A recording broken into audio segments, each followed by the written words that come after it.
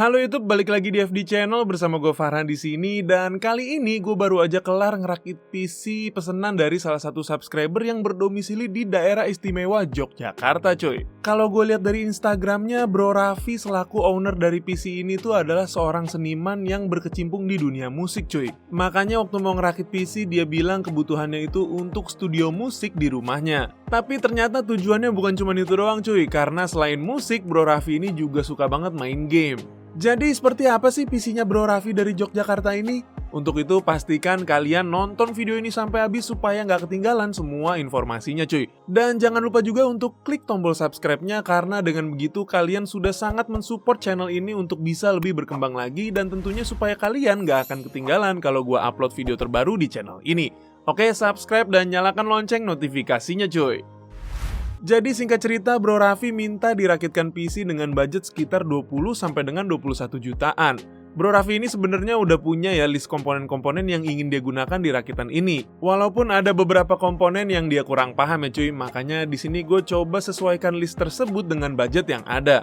Dan kayaknya langsung aja tanpa basa-basi gue jabarkan komponen yang digunakan di rakitan PC kali ini. Yang pertama untuk prosesornya, di sini kita menggunakan prosesor dari Intel, yaitu Intel i5 12400F. Walaupun saat video ini dibuat prosesor yang satu itu lagi sedikit naik harganya, tetap aja menurut gue performance-nya masih jadi salah satu yang terbaik di range harganya. Lalu untuk mendinginkan prosesor tersebut, di sini gue gunakan IO water cooling dari brand Dark Flash. Dan ini adalah Dark Flash Twister DX240V2 berwarna putih yang sudah support ARGB.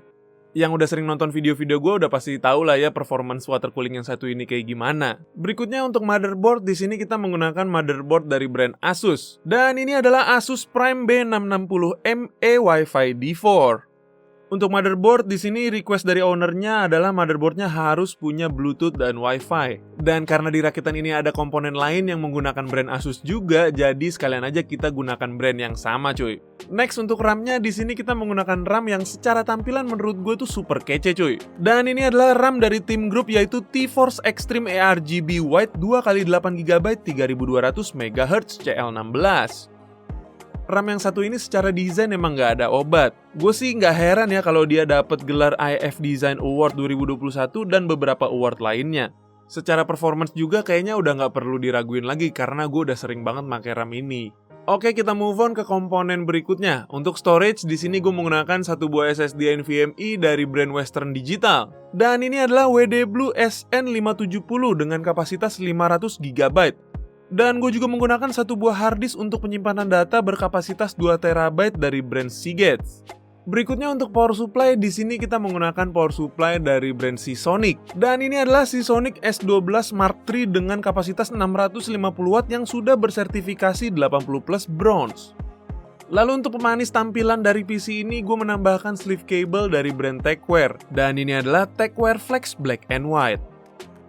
Lalu di sini untuk casing, ownernya kepengen menggunakan casing dari brand Dark Flash yang mainstream ini. Tapi sebenarnya nggak masalah juga cuy, karena mainstream itu kan artinya bagus dan banyak banget yang minat. Karena untuk sebuah casing di range harga 500.000, ya yang satu ini emang tergolong cukup cakep cuy secara tampilan. Bentuknya minimalis, luxury, dan elegan gitulah menurut gue. Gak heran sih kalau casing yang satu ini laku banget di pasaran. Cuman memang pada paket penjualan casing ini kita nggak mendapatkan fan sama sekali ya cuy. Makanya di sini gue tambahkan fan casing dari brand Dark Flash juga biar serasi nih cuy. Dan ini adalah fan casing Dark Flash Infinity Egg 5-in-1. Fan casing yang satu ini literally sama seperti fan yang kita dapatkan dalam paket penjualan water coolingnya cuy.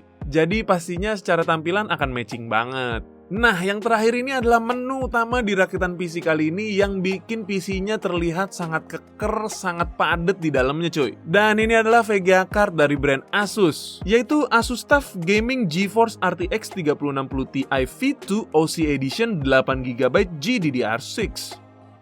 Di harga yang masih sangat reasonable ini, kita mendapatkan RTX 3060 Ti Triple Fan dengan heatsink yang super tebal dari Asus. Pastinya akan memberikan performance pendinginan yang lebih stabil untuk GPU yang satu ini. Oke, itu aja komponen yang gue gunakan di rakitan PC kali ini. Dan sekarang sebelum kita tes performance-nya, kita intip dulu cuy proses perakitannya. Let's go!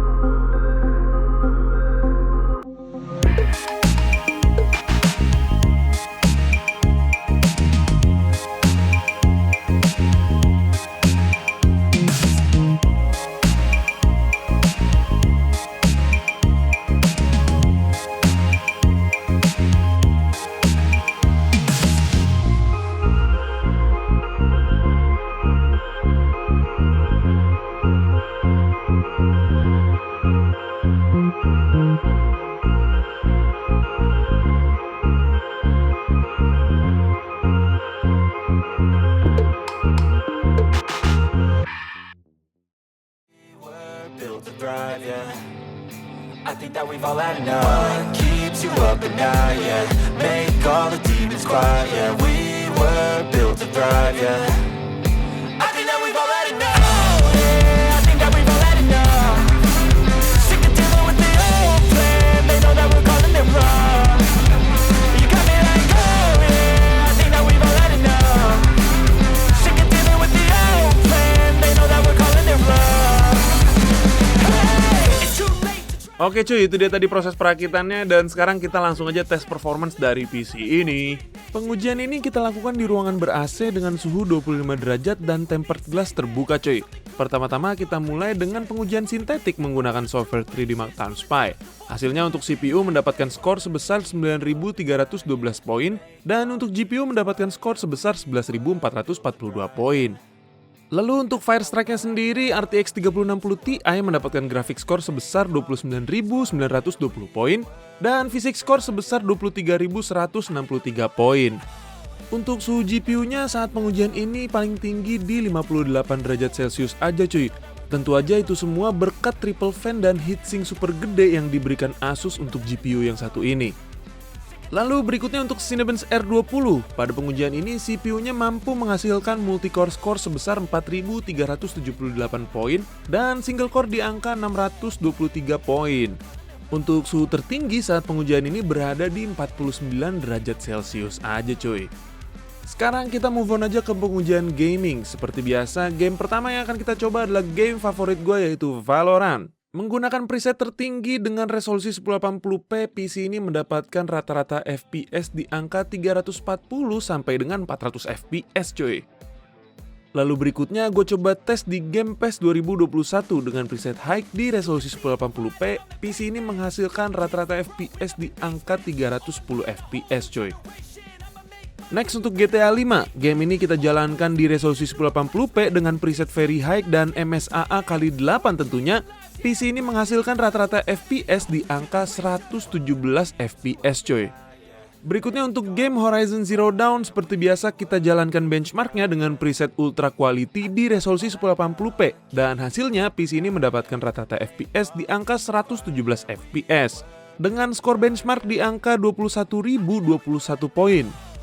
Next ada game Far Cry 6, di resolusi 1080p kita jalankan benchmarknya juga menggunakan preset ultra dengan DRX Reflection dan DRX Shadow menyala. Dan PC ini mendapatkan rata-rata FPS di angka 91 FPS. Dengan maksimum FPS di 111 dan minimum FPS di 81 FPS. Lalu untuk game terakhir yang kita coba seperti biasa adalah Cyberpunk 2077. Pertama-tama gue coba jalankan game ini dengan preset Ultra, Ray Tracing Ultra tanpa DLSS. PC ini mampu menjalankan game tersebut dengan rata-rata FPS di angka 59 FPS. Lalu gue coba dengan preset yang sama tapi kali ini menggunakan DLSS quality dan hasilnya PC ini mendapatkan rata-rata FPS di angka 79 FPS cuy. Dan berikut adalah daya listrik yang dikonsumsi PC ini ketika menjalankan game Cyberpunk, mencoba browsing-browsing dan saat idle. Daya ini pure PC only tanpa menginkludkan daya dari monitor. Konsumsi listriknya terbilang cukup wajar ya, apalagi mengingat performance yang diberikan PC-nya. Nah itu dia tadi proses perakitan dan pengujian performance dari PC-nya. Gimana nih menurut kalian PC yang satu ini? Kayaknya sih menurut gue bisa jadi referensi ya buat kalian yang mau ngerakit PC di budget sekitar 20 jutaan. Karena dari semua aspek komponen-komponen yang digunakan di PC ini tergolong cukup ideal atau balance cuy. Ya gue berharap semoga Bro Raffi dari Jogja ini puas dengan hasil rakitannya dan performance yang diberikan. Dan semoga aja PC ini bisa bermanfaat untuk kebutuhan pekerjaan ataupun entertaining dari ownernya.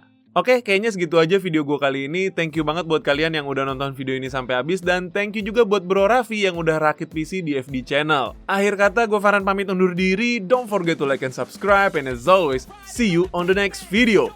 Bye-bye.